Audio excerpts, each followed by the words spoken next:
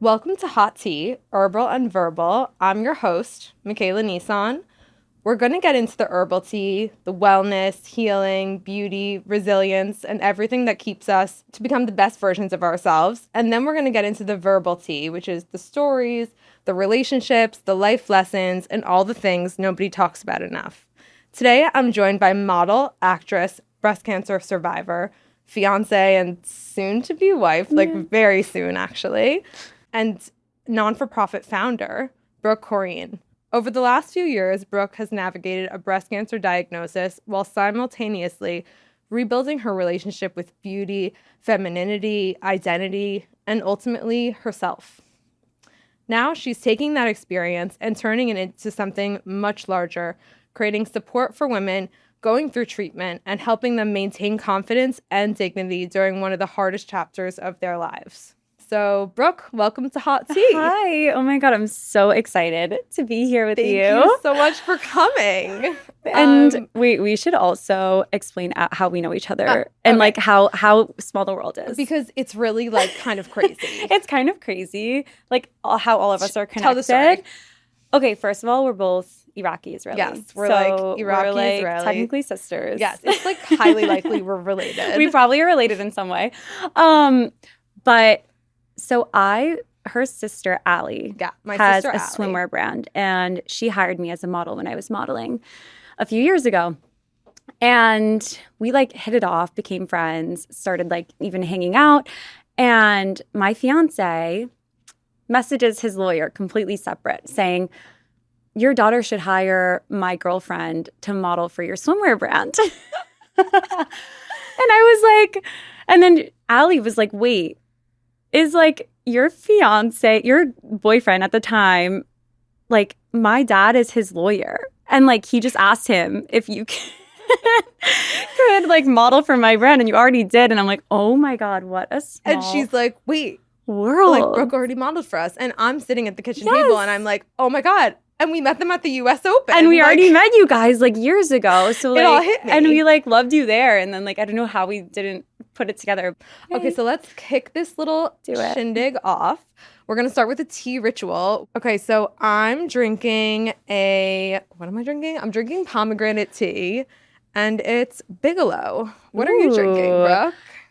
A chocolate mint truffle, which I've never tried a tea like this. I can't wait. Let's go for it. You know, it is 7:00 here, and so we're doing. I don't know if you had dinner. Yeah, it's caffeine free, and yours is kind of like a dessert, if you will. Exactly. Not like that skinny. What's her name on Instagram? It's not that kind of dessert. It's not like ice cream we have over here. But chocolate, like we also need a real dessert, but we can. We'll use probably this go for froyo after this. But okay. Cheers to that. Cheers. So good. I love that. Love tea. All right, so let's kick it off.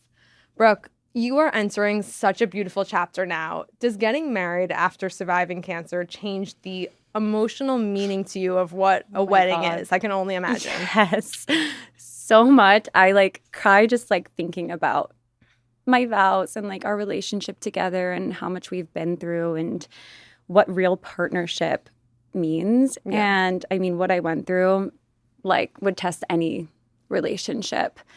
And my fiance was just like my rock and my everything throughout the whole journey, like losing my eyebrows, gaining 20 pounds, feeling disgusting, like having all these hormonal issues, being put into like medical induced menopause. So my ovaries were protected during chemo, and just like all of the hardest things that are like not sexy or fun. And like you never know how the person you're with is going to react to that. Like you'd like to think, oh, they'll be there for me. But like he actually was. And it's kind of crazy because the first thing I said when I was diagnosed with cancer, I called my mom first because I was like, I'm supposed to get engaged soon. Like I was hysterically crying. I was like, I'm supposed to get engaged. I was already ring shopping. I designed my own ring.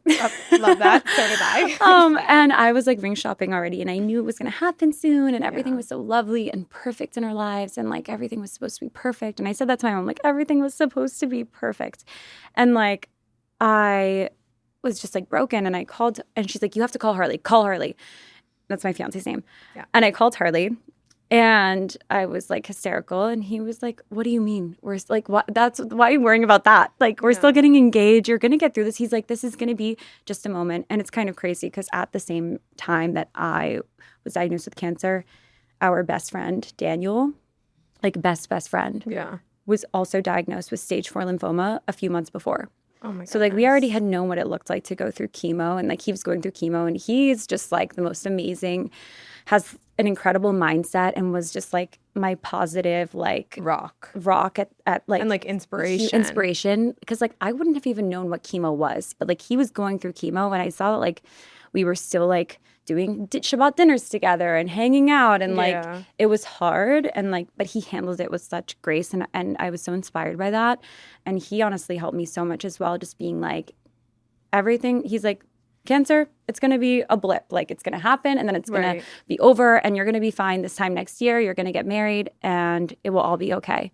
Right. And like they were just so amazing throughout the whole thing. So kind of crazy because my fiance like had his best friend and girlfriend at the time going through cancer, which I don't know what that was like for him, but he somehow just like, I mean, he is amazing. Like, I love how you shared your journey on Instagram, and like seeing him there with you in so many of your appointments, and like holding your hand literally, not just like, it was, you know, he was literally there for you and like doing everything with you. It was so beautiful to watch. That's like, he's an incredible, incredible human, and you'd expect nothing less. You know? Yeah. I know I just delved into like the whole thing, but it does change. It changes like so much of how you feel about getting married to this person. It changes it's like, the definition of a wedding. You know, it's like not he's about... like, yeah, you just know that someone's like, it's tested before we even got married through sickness and health. Like all of the things. That's in your vows, and it happened even before. He didn't have to commit to me after that. He's my soulmate. I'm so glad you're marrying him. I can't think of anyone more perfect for you. What feels more important to you heading into marriage now than it would have a few years ago? Like, do you think that a few years ago wouldn't have mattered as much or mattered more, and now it's the opposite? You know what is something random? It's not the wedding itself, but something that I'm like really looking forward to is doing a mikvah dip. I didn't know I wanted to do that. Yeah, so a mikvah dip for people. What a mikvah is for our non-Jewish listeners. So I don't know if you could explain it better. It's like I probably can't because I'm not religious, but it's like it's supposed to be a very like purified and wholesome thing you do as a woman before the wedding. Getting married. You pretty much like you have to take out any piercings. You clean even like inside your ears. No nail polish. You have to be like fully pure, and like any flaking skin. Like you have to be like fully pure. You go into the mikvah water, which is like the purest water. Yeah, and your prayers while you're in the water are like magnified times 100. So anything that you wish for like family, pregnancy, like your sister getting married, like anything, like becomes so much more sacred. And like it's basically just like cleansing yourself, like you're born again for your husband, which I think is just it's really beautiful thing. I think that's like, that makes me tear up a little. That's so special. It's funny how life works that way, that like you experience this and you know what? I can't wait for the mikvah. Yes. Whereas 5 years ago, Brooke would have been like, I can't wait for the after party DJ and like my dress. And like, of course we can't wait for your dress. It's that I'm also really excited for. Yeah, but like it's not one of the top things on the list, you know? Also, I'm very excited that, which I always knew we were gonna do, but my rabbi is marrying us, and he married my parents. That's so beautiful. How cute is that? When he was a young rabbi, like 28, 29 years ago, he married my parents, and now he's marrying me and my fiance. So cute. That is so special. And like he knows my family well, so that's also something. Like the religious aspects are just like, you know, there's always parties. There's always like, and I feel like sometimes we focus too much on that part, which that part's going to be fun too. Yes. Don't get me wrong. We're going to party hard. But like, I'm just more excited about like the special moments, our vows. I can't wait to I wrote my vows like a few months ago, and I've been like iterating on them. Yeah. And I'm really excited to tell them to Harley and like, and for everyone to get a deeper look into our relationship. I think that's, I hate when people don't. Are you going to do vows? I don't, I just got like engaged like yesterday. So yeah, I know. I'm like talk about it yet. I'm planning it. but like maybe I do think that's one of the most special parts of your guest coming. It opens the kimono a bit, if you will, of like this, like, distant I relatives or love when like people do friends vows. that we're not seeing every second of every Like- day. Like, this is what formed our relationship. This is why I love him. This is why he loves me. Like, Exactly. it makes them feel more a part of the occasion. Exactly. I think. It helps So, you yes, understand yes, the I'm couple. doing vows. Yay! I love that you decided that now. Yeah. It's amazing. Why not? Do small wedding stresses these days feel trivial now, or do they actually feel meaningful because you fought so hard to be here for them? Like, I think I have a lot more tools now than I did before yeah. to handle the stress. So I feel like through my cancer journey, I learned how to like regulate my nervous system and how important it is to like even just for cortisol for like your body. I feel like So true. so my cancer, it was environmental. So it Oh, wasn't was like a it? genetic thing. No. It was environmental fully. I don't have any of the genetics for BRCA, for CHEK2, none of them. So it was a fully random occurrence. When you say random and like environmental occurrence, you mean from life stress and Life stress, soda, like, I cortisol, don't know. maybe birth control, maybe, like drinking a little too much. Like, I don't know. I was like 25 and like, Right. Living my life in the city, and Right. who knows like what contributed to like the perfect storm of me getting this. But I also do know like pre-cancer, I stressed myself out a lot. I was really hard on myself, and I sometimes like can feel myself going back to that. But I know for myself now that like for my health, I cannot do that. I cannot like think negatively and shoulds and judge myself. And No, it and literally listen, we're affects human though. we're- Like, it's we're only human. natural sometimes to have those negative thoughts. But Of I think course. that's what's so good about conversations like these, So because true. everyone's just like you and everyone's just like me. Like, we all have good days, bad days, or even So just true. a good hour and a bad hour. You've obviously learned so much and you've come out so strong. It's like, so you have now lived through so many identities at such a young age and in only a few years. You've Yeah. model, actress, patient, survivor, fiance, Yeah. soon wife, now future nonprofit founder. Do you ever sit there and just think like, how is this my life? Yes, honestly, you're missing something too. What am I missing? I was in a girl band. Oh, excuse me. What I was the literally girl had band? so many lives. I'm actually not surprised at this. I feel like I'm an Oh, old wait, soul. you sang. That's I right. was a professional singer, and I was in a girl group from like 13, and I left school at 16 to be homeschooled and live in Atlanta. And Oh my God. And like work on our like performance, and like we performed at like Six Flags. We opened up for Sabrina Carpenter there when she was like no Wait, one. You're kidding. This is so cool. No, I literally had like Could you sing a I have- beat? no, don't put me on the spot. Or Sabrina Don't put me on the song? Okay. Only if you want. No, I can't. I can't right now. I'm not ready. That Just was my go that to was my past Instagram. life. That was already my past life. Okay. I'm not pursuing singing. I like post singing videos on my Insta. I Yeah, used to yeah. post them more, but I just like do it as a hobby now. I'm like singing in the shower. Like I was thinking about Love singing at my wedding, but I feel like I don't want to put that pressure on myself, and like Honestly, it could just be cringy. tell Vicky and Amanda that you're thinking about it, and if you feel like it, just swing it. Like our band, we were like harmonizing. We didn't play instruments. We were like we Wow. were signed by like Boys to Men. One of the members, Sean Stockman. Oh my God. And we were like, I was going for that for a while. And then when I was 19, Such a vibe. yeah, it was fun. It was a fun chapter. And then when I was 19, the girl group kind of like naturally broke up. And then I wanted to start modeling. So I was like doing school online, like Yeah. college online. And I started modeling in the city Right. when I was 19, and then was doing that for like many years, and also was acting. And I actually filmed 2 movies. One of them just came out, and What's they're your- calling it Hollywood Hells now. Hollywood Hills. It's like a comedy horror movie. no and way. it's like What's your role? My role is this mean bitchy girl, Anastasia. Oh, we love Anastasia being mean and bitchy. And it's just like a fun one. And then I did another one, which I don't know when it's coming out, called 86. And I'm excited. It's like a single shot film. So like that was like pre-cancer. I was like pursuing all of that, modeling and living in the city. yeah. Finished like college online.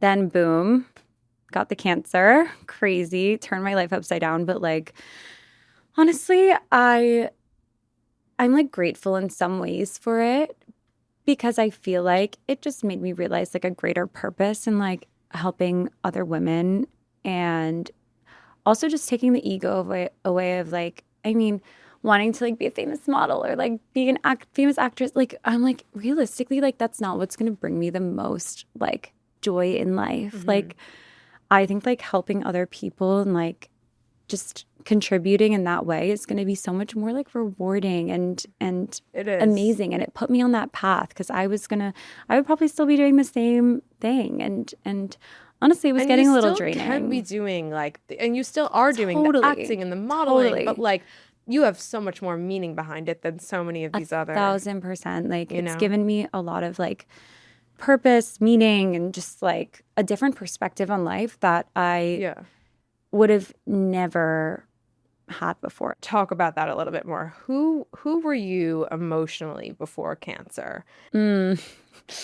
I feel like, I mean, everyone in their early 20s, like a little bit like Right. chaotic and lost. And I mean, I feel like there's a point when you grow up but no one talks about it, when you're like kind of like out of the normal routine of like what, like you do all the things, like you go to school, you get your degree. Well, mine was kind of different, so I kind of had it earlier. How old were you when you were diagnosed? 25. Okay. So I was 25 when I was diagnosed and like, just kind of getting my footing. Then boom. But I definitely felt like emotionally a lot of like stress and pressure on myself to like be better.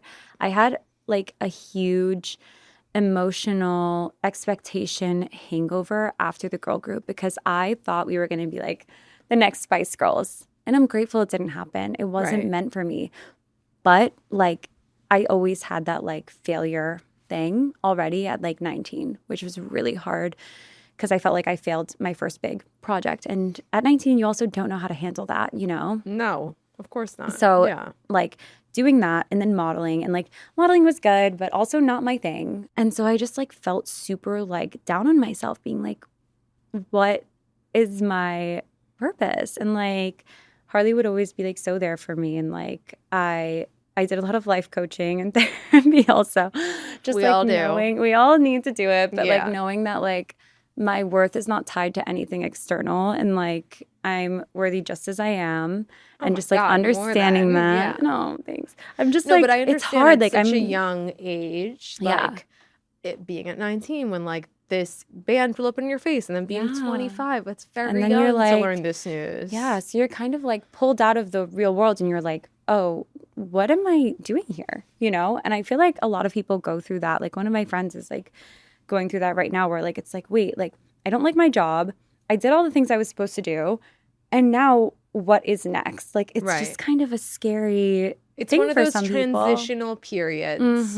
That was a stressful time in my life, Yeah. my early 20s, going through all of that. And I actually feel like going through cancer was grounding in a way. I was expecting you to say Yeah. that. I can picture that. Yeah, it helped me like set boundaries, which I felt like before I was working on my boundaries, but like I would kind of just say yes to everything and, let myself be walked on with like different people or friends. And like, if you don't set the boundaries, then like everyone will just take what they want to.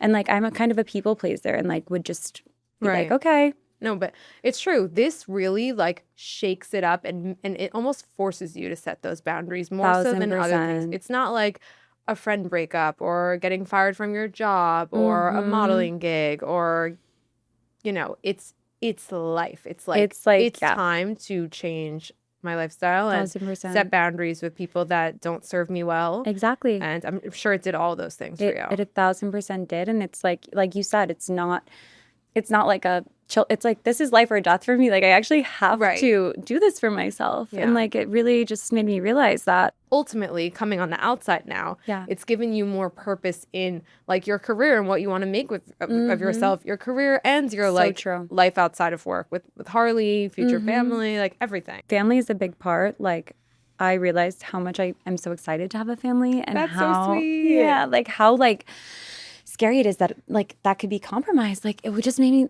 realize like that's like the most important thing to me. Like I don't care about anything. Like why am I judging myself for like not being a famous singer? Right. Yeah, like I'm excited to like have a family and you're like having a future family soon. yeah. She's not pregnant, Harley. I'm not pregnant yet. Don't worry. Back to like being in your industry also. What role did beauty play in your identity?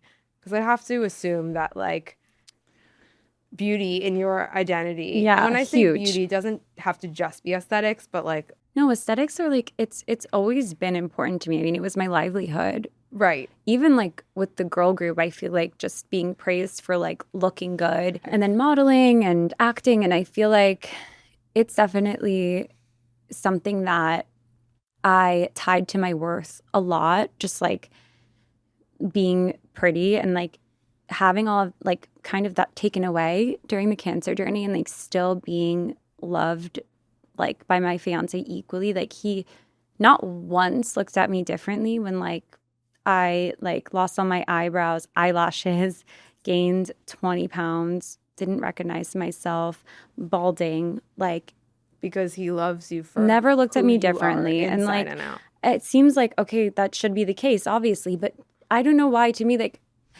I always like kind of tied my value to like looking good, and like that was really important to me. And like this made me realize I it's find not that so not surprising important. because of the industry you came from. I think it's important also like when you're in such a visual industry to find also like what gives you purpose and meaning and value outside of it. Yeah. Kind of, because like it's like, you know, one day you can like become older and you're like, wait, like everything's because everyone loses their looks. We all Right. get older. Yes. Like that happens. It's life. It's beautiful. It's natural. But like I think it's something like I went through at such a young age, and like the realization is like so profound and like beyond my years. And I feel like it's something that like other women, girls should realize. But also beauty is coming from within, like Yeah. your confidence and That's the what I way you was present getting at. yourself. It's and both. like exactly. So, what was the exact moment your life split into before and after? Like, where? I think the moment I were found you- out. Yeah. The moment I found out, right? Were you just at the doctor's office or like? No, it's funny because people don't realize this. When you find out about cancer, I was lucky. I got a phone call.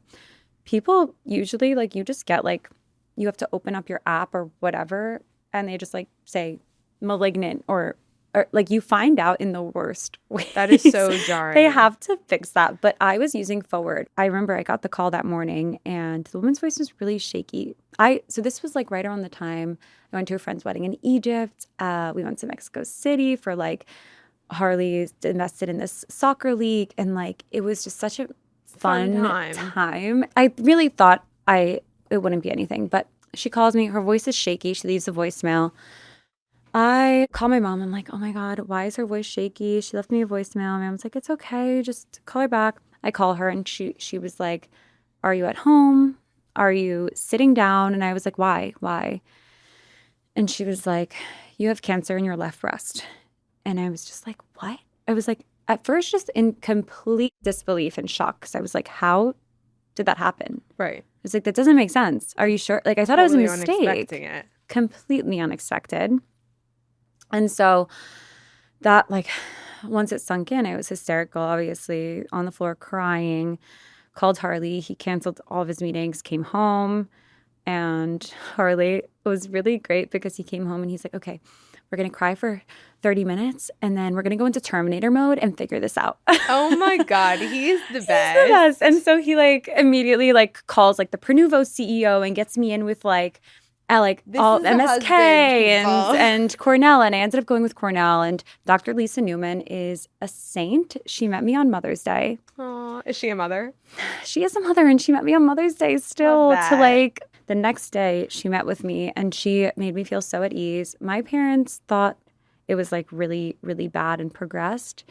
Because the same night I got an MRI with contrast because we realized that was the next step. So I got that the same night because we didn't want to wait.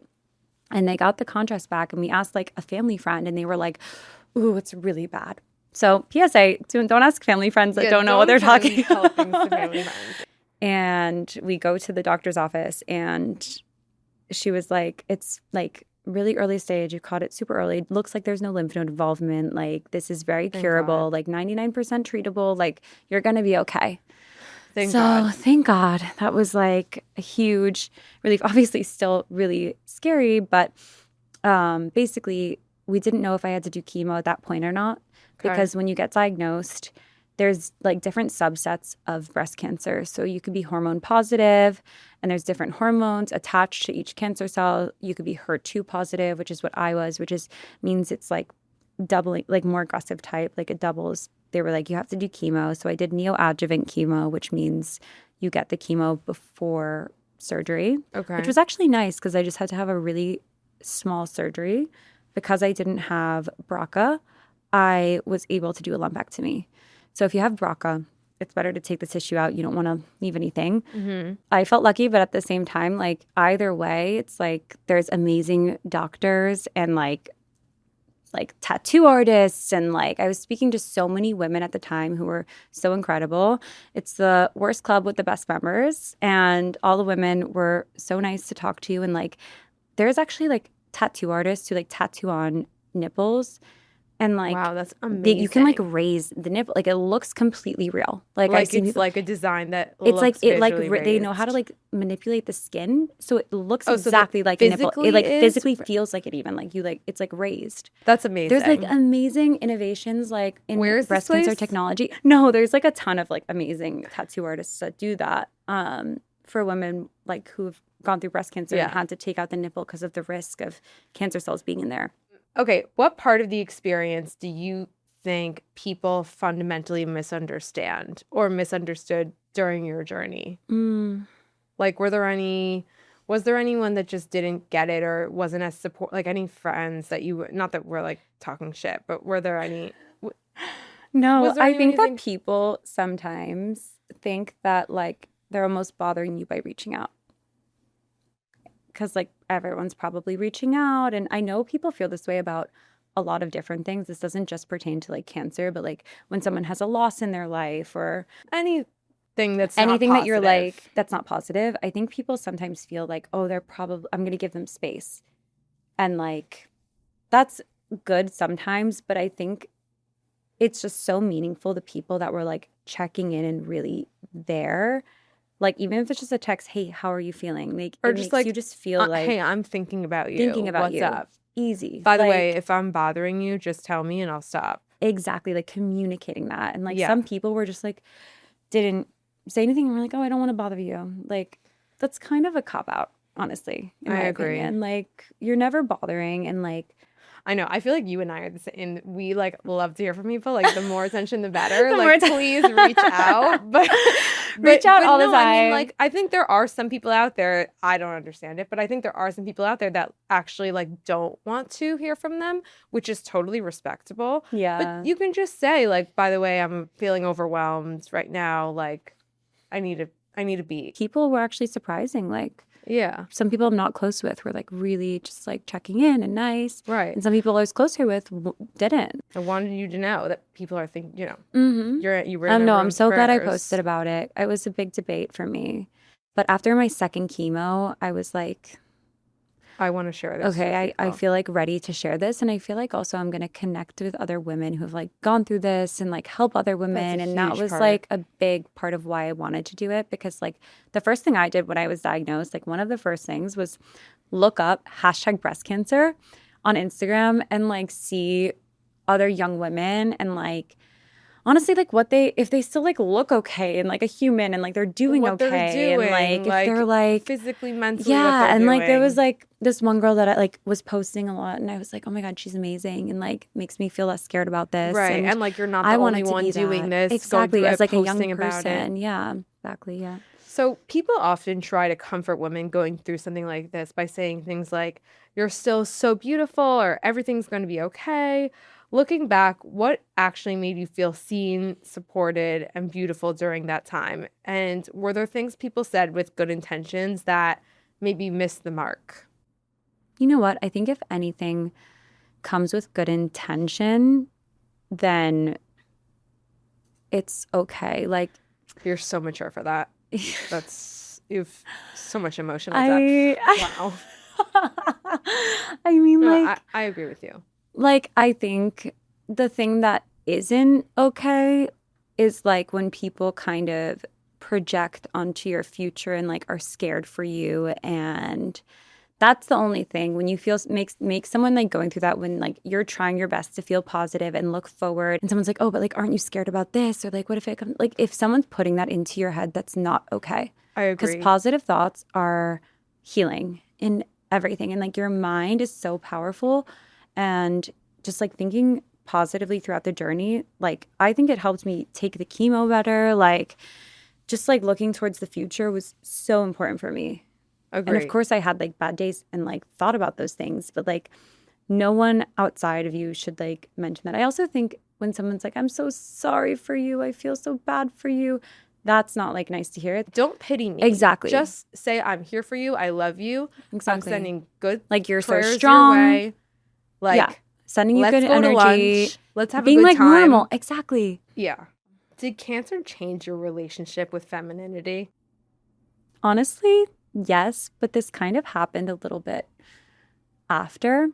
That's okay. Like I feel like, okay, so when I lost all my eyebrows and like eyelashes and everything, like I was really sad, honestly. Because I like, but it made me also be like, wow, like I'm so appreciative that I have eyebrows and eyelashes and Yeah. like I can do my hair and like style it and like just like the things that you're not grateful for every single day that you're like, oh, look, I have eyebrows. Oh, cool. So like definitely just made me feel grateful for like every little thing, like just about being like a woman and getting to do our makeup and hair and style That's what ourselves. femininity like, is and should yes. be to more Yes. viewers, more listeners. 1000%. And also just like on a note of like how strong our bodies are. Yeah. Going through chemo, gaining those 20 pounds, like not recognizing myself. I not only gained 20 pounds, but like lost all my muscle because I couldn't move towards the end of chemo. Like Oh. I was like laying down. It was like really hard to walk. Like my heart would race and like just felt like a blob. Like I lost all my muscle, everything. And just like the past like year and a half been like working at the gym. Are you doing more like, like strength strength training because of now. that? Yeah. Or maybe Pilates before? And strength training is Right. amazing. I see results that I didn't see like before I even was diagnosed. Strength training is amazing. Doing the hip thrust machine, guys, for your ass. It's working on me right now. Is it Oh my God, working it's on the you? best. Okay, yeah, Oh my it's God, the really hip great. thrust machine, guys. Harley has been like, oh my God, like, did you do something to your butt? That's the Like dream. the hip thrust machine is working. But yeah, like it's kind of crazy how our bodies can like, and then I'm thinking about like we create life. Yeah. There's a huge like thing That's in my the biggest gift. Yes, it's the biggest gift. Yeah. Like and like how strong we are. We can like have a baby, then like gain our strength back, and like it's like we're so incredible as women. Like It is really unbelievable. It's really so empowering to like feel that. Do you ever feel pressure to appear strong or inspirational before you were emotionally ready? Feel like I don't want to share the negative thoughts, like negativity, because we all have that anyway. So like I'm just like trying my best to be like a positive light. Even when like I talk to a lot of women on the phone, like if a friend is like my friend of a friend has gotten breast cancer and like she wants to talk, always will like That's so talk. nice. And like so many women did that for me. And it's like when I nice was of going you. through it, they were like, you'll see, you're going to do it. And I'm like, I will literally stop anything in my day to like talk to one of these women. And I realized like talking to them, like there is still things that like they will say that like spark a tinge of like anxiety in me. I'm only recently in remission, you know? Right. And they're talking about what if this, what if that, as if like I have all the answers. have all the answers. And like I like try my best to stay like composed, but sometimes I get anxiety about like, ooh, what if that does happen to me too? Like who knows? But like I just am like I still try to just like stay positive and like be like a positive light, because like we already have all the negative thoughts, you know, there's no Yeah. point. And I think mindset and just like telling yourself like, you know, I'm okay, all my cells are happy, like just telling your brain that it's something like really regulating. I think it's a balance, right? Like you're paying back what you feel you should be paying back in the world because you have been given this gift of life, and like 1,000%. you feel that you owe these other women your time and your guidance, which and is like so I'm beautiful. happy to, like, but you also like need to be a little me... selfish in times in life, and That's like true. life is meant to be enjoyed, and you if don't want to that's always positivity be like for thinking you, about then that. so It's so a true. balance. Yeah. As difficult as this experience was, has there been anything unexpectedly beautiful that came from all this, whether it's perspective, relationships, your future nonprofit, or even your relationship with Harley? Yeah, I think like all of the above, honestly. Just first of all, my relationship with Harley is so much stronger than it ever was. And then also like my nonprofit, I'm very excited. I'm just getting it off the ground, so I haven't really started, but I started posting on my Pretty with Purpose page. And I just like feel very excited. We're talking about it later, obviously. Okay, but just share with the audience like what it is that you're building. Okay, so I want to I'm like building a nonprofit to help women pay for like beauty services, treatments, pretty much whatever they need. I'm working out the kinks still. I feel like it will just be like women will write what they need. Like if it's like microblading for the eyebrows, or like a facial, or like micro needling really helped my skin revive after chemo. And like you broke out a little bit. My skin was just like the barrier was gone. Like not like I needed like facials after, and to revive, like it kills all your rapidly dividing cells. So my skin was like when I would smile, like all like dry and wrinkles there. Also doing eyeliner like around the rim of like the upper eyelids, because you don't have any eyelashes. So it makes it look darker. Really that kind of like lines your eyes. Because I was like, why do we look so weird? But like if you line the eyes with eyeliner, really helps. So like those little beauty tricks, which is what I did when I was proposed to, because I finally got my makeup good when he proposed, which was like right before my last chemo. And but you mentioned this other treatment to me that you did. It was like a frozen cap thing, or cold capping, which is a huge part of treatment. Okay, so cold capping is something that is offered at the hospitals, but it's like a freezing cold helmet that goes on your head for an hour before chemo and 4.5 hours after chemo. So you're in chemo for like around 3 hours, and you keep it on for 4 hours after, so you have to stay. So it's like a long day of like this frozen helmet on your head, and it basically diverts the blood away from your hair follicles and scalp so that the chemo doesn't reach it. It's like a crazy invention. It's amazing because it made me feel, because like that's how I have hair. Like this is my new growth. I can try to show it on like this. This is like the new growth. Yeah, for those watching on YouTube. This is how long my hair would be, which I'm so grateful, because like I'm getting married and now I get to have like my long hair. So I'm glad that like worked out. It's really difficult to do, and a lot of the hospitals don't really want you to do that because you have to bring in a person to like help you with it. And they have to change it every 25 minutes. And it's just like kept on dry ice. And it's just like a whole operation. Okay.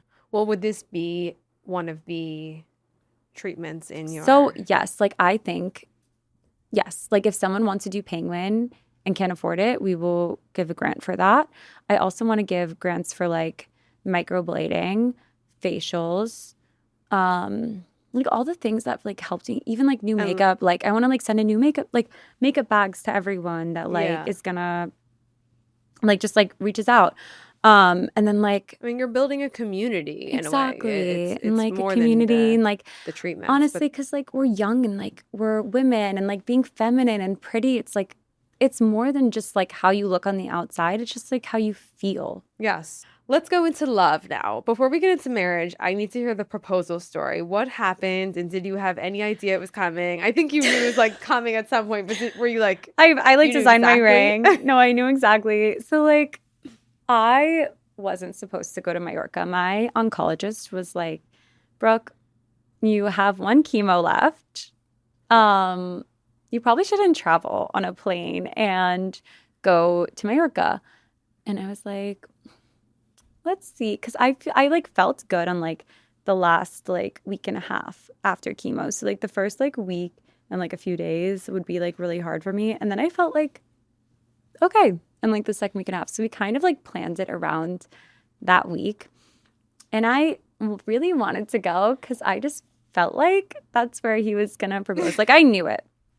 And I was like, I want to give him this like perfect opportunity for it to be like really special and like romantic. And like, I kind of want that to be like where we get engaged. And so he had to go to Barcelona. The reason like we planned the trip to Mallorca, we plan a lot of our trips around like his work. So we had to go to Barcelona for like the soccer league he invested in.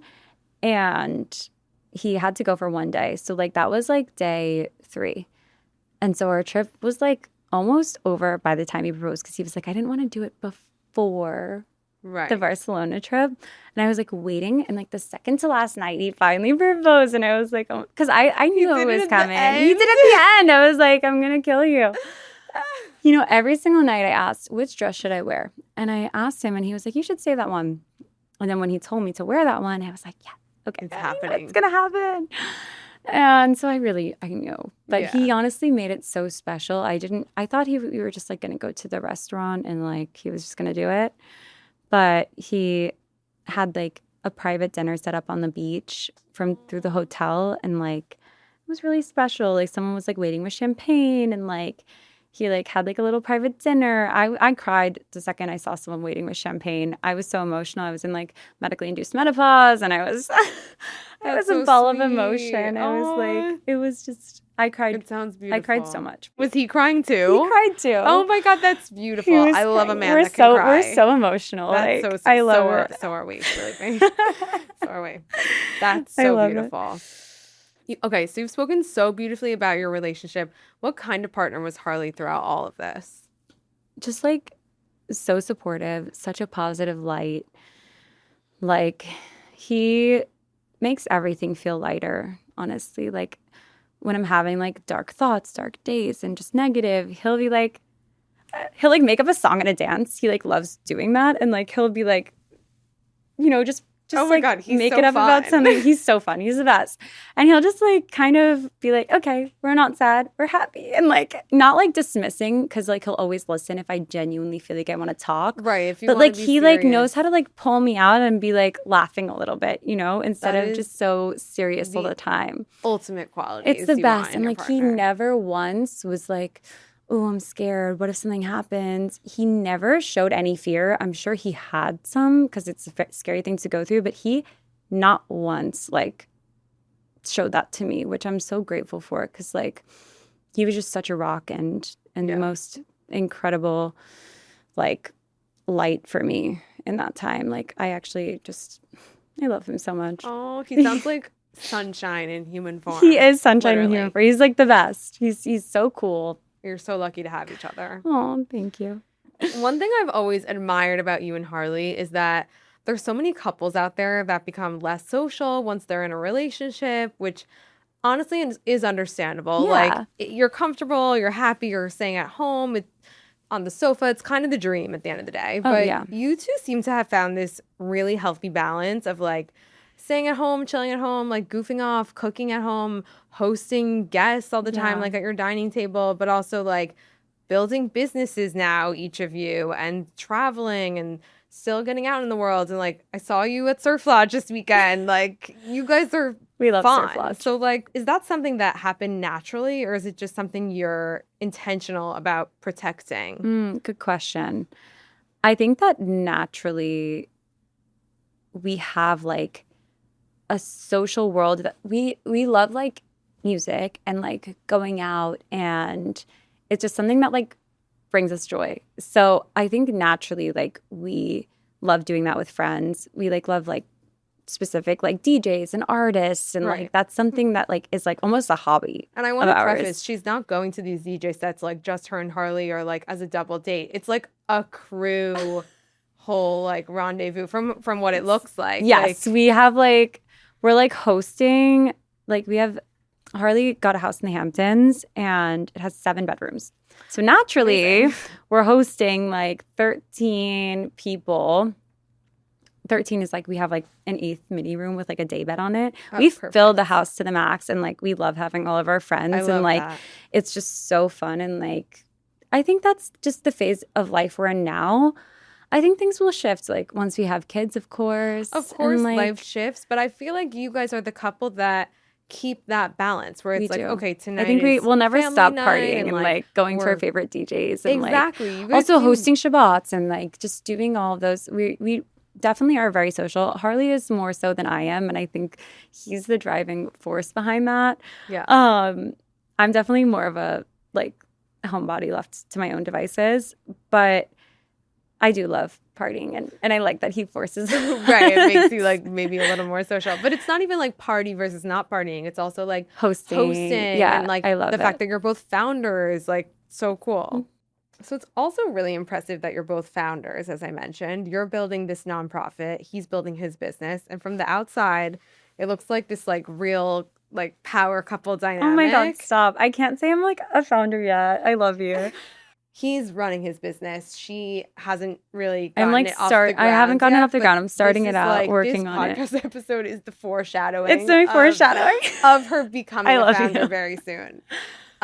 So I guess how do you plan to support each other's ambitions without letting work become like the center of the relationship? Like you said, the phone never stops. It's hard to just put it away Well, for sometimes. me, like my nonprofit, I would say like is the more flexible work, like his work schedule is his work schedule.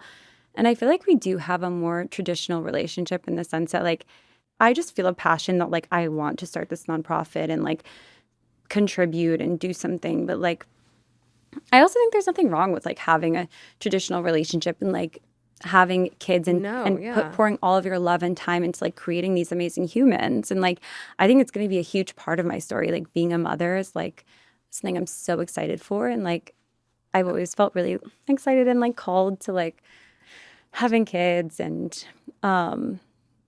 yeah, I think like work is never going to be like for me like It's never going taking to take the over. precedence. It's never going to take precedence. Like my priority is like the love of my life, my kids, and like whatever I do outside of that, it's like contributing and like doing something helpful and amazing, but like on my own time and schedule, like Yeah. realistically. No, I think that's beautiful. Yeah. Being a mother is like the also hardest job on the planet. Oh yeah, for So- sure. I'm not there yet, but like I'm sure it is. Yeah, I'm also not there yet from what I hear. From what we hear. From what we hear, yeah. So we have a lot of work ahead We of have us. sources. What I find so beautiful is that you didn't just survive this. You're now taking that experience and turning it into something that helps other women. Why did beauty support become the thing you felt like compelled, felt called to help women with? And can you explain why things like eyebrows, skincare, lashes, laser treatments, or simply just feeling put together matter so much psychologically during chemo?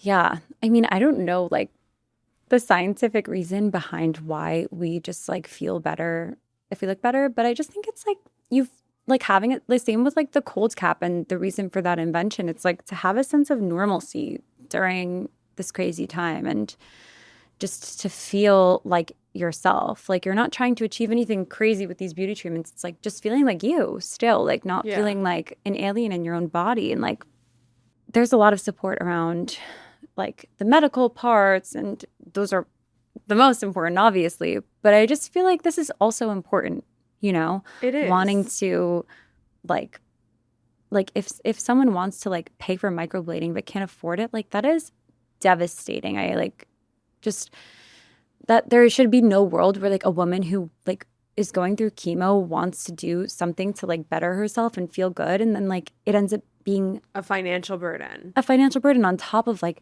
the huge financial burden that they're going through with like cancer and like paying all Right. these copays. And it's just like not only devastating emotionally but financially. Yeah. So it's like I just feel like that's like a tiny sector of something that like maybe I could help with, and that's my goal. I think that's incredible. And this isn't about vanity. Like, this is about feeling the best you possibly can under these circumstances. And Yeah. if you are like you willing to devote your time and collect funds to help other women feel even close to what we're describing, I think that's like the best thing you could possibly I agree. do coming out of this. I agree. What's a woman battling cancer actually need emotionally that people don't realize? Like, it's just so much. Like, there's not like, it's not like one thing. Like, emotionally, it's just, for me, I really connected to my spirituality, which I wasn't a spiritual person really before. I mean, I was. I like did believe in psychics and stuff like that, but like, I just feel like it made me connect to such a greater power and like understanding. And Was there a practice you did? Like, did you speak to rabbis? Like, was it a it Judaism thing? wasn't a Judaism thing, actually. It was just like more connecting to like source and like my spirituality and like that type of way, because there was crazy like divine timing things with my diagnosis that was just like, it was like I stopped birth control 2 months before after 7 years, and that was feeding the cancer and like all these things that were Did they just like confirm intuitive. that the birth control was No, but like if you do have cancer, like you're not allowed to take birth control, so okay? it can, it was too much estrogen Okay. because like mine was hormone positive, so like it was like crazy that I stopped it 2 months before, which also helped me get more eggs.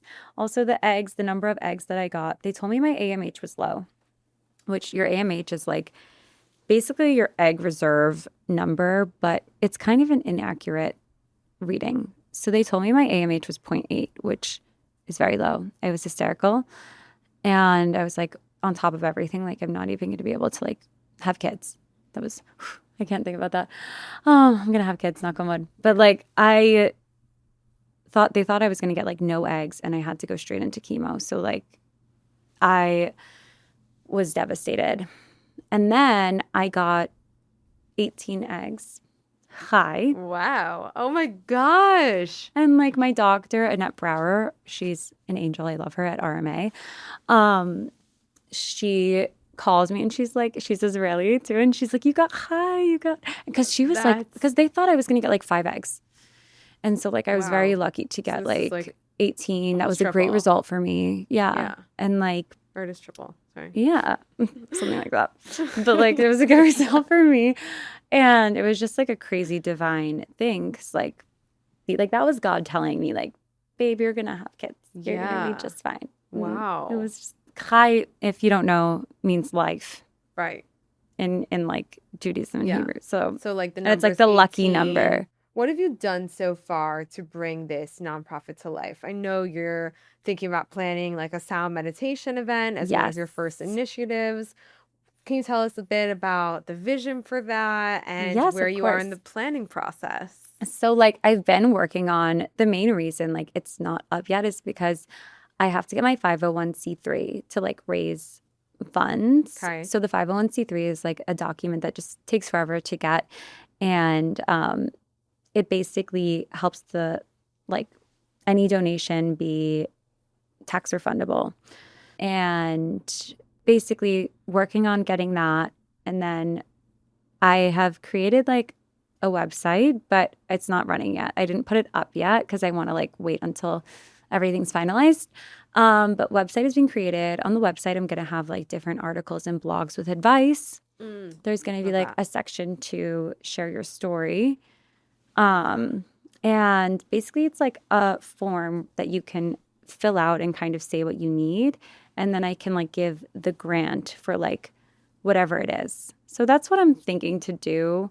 I'm not exactly sure if that's the right way or if I should go through a provider and like pay for it directly, but that's all stuff that I'm sorting Figuring out out. right now.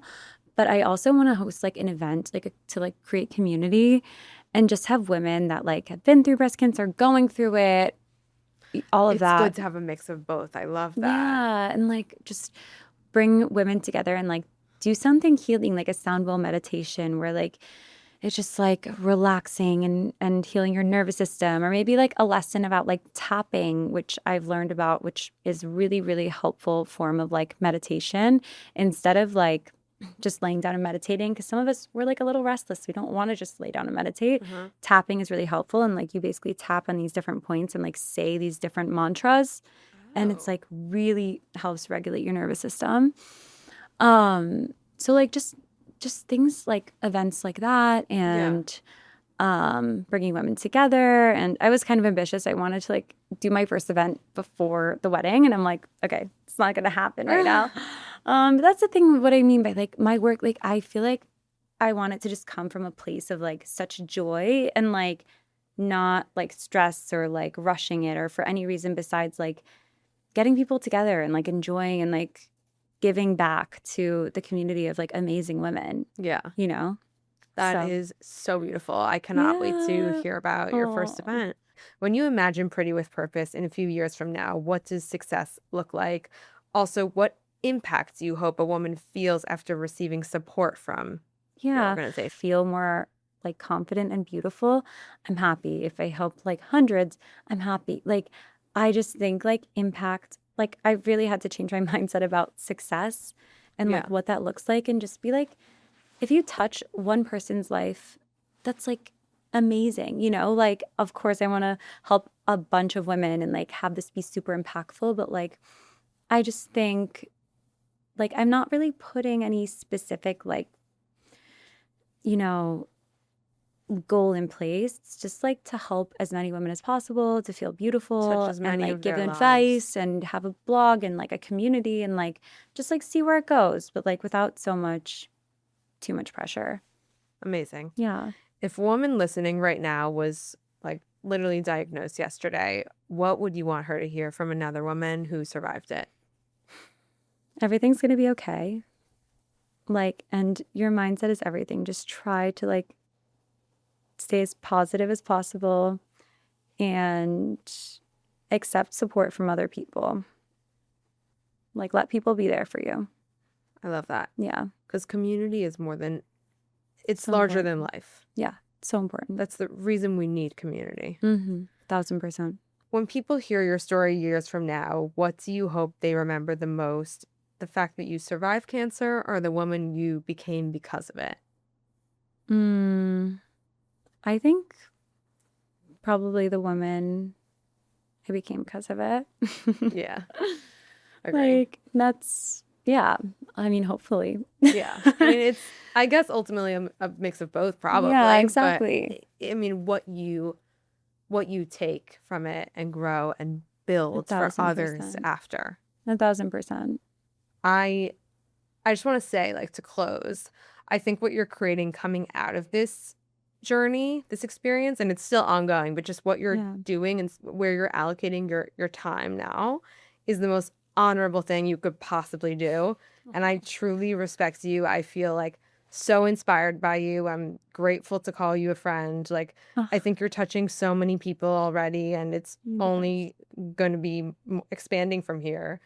You are like one of the most beautiful women I know, I love inside and you. out. You too. And I can't express how grateful I am that you came here today with me and shared your story. Oh my God, and of course. This has been so fun. And like, I'm also so proud of you for this hot Thank tea. you. Like, you're Thank you. amazing and so ambitious. And like, Thank you. this is so cool. Like, So cool. So Yeah. excited for this. Now we just have to plan our double date. yes. Yeah. Can't wait for that. Bye. Cheers. Thanks, guys. Thanks, Bye. guys. Bye.